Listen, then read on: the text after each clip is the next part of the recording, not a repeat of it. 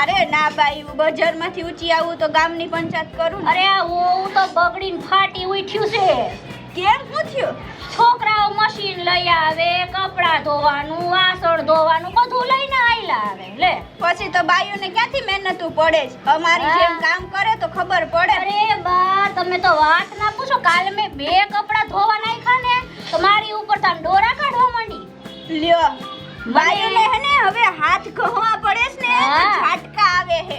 અરે મને કે આટલા બધા કપડાં નાખો, તમારા દીકરાએ મને નથી દેતા. ઈ કે લે તારા એને કે મારા દીકરાએ તો તને ફટવી મારી હે. હા. અને મેં કીધું કે હવે આ બહુ મશીન ન વપરાય બાઈ. કેટલું લાઈટ બિલ આવે, કેટલું પાવર બરે, કેટલો પાણી બરે. તો કે લે તમારે ક્યાં કાઈ કરવું છે? મને આવું કે. એને કે તારે નથી કરવું, મારે નથી કરવું, પણ મારા ઓલાને તો ઘહાવું પડે હે ને.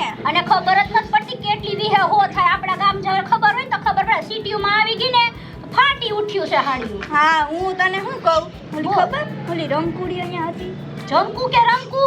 ઓલી રમકુ રમકુ. હા હું થયું હા બાઈ? તો એની બાઈને હે ને એની હાહુએ કામ ચીંધું. હા તો ઓલી તો બીજે જ દિવસે બધો પથારો ભેગો કરીને છટ ખાય લે.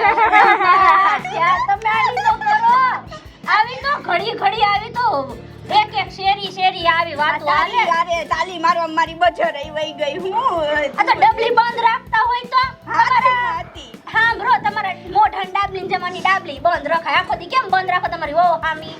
ઈ સાચી વાત છે, પણ હવે જો મારે એના હાથ નીચે રહેવાનો ભાઈ. હું હવે ડાબલી બંધ રાખીને જ બેહવું પડે ને, બાકી મારો જીબડો તો તે જોયો ને. ઘર ભંગાવી નાખે.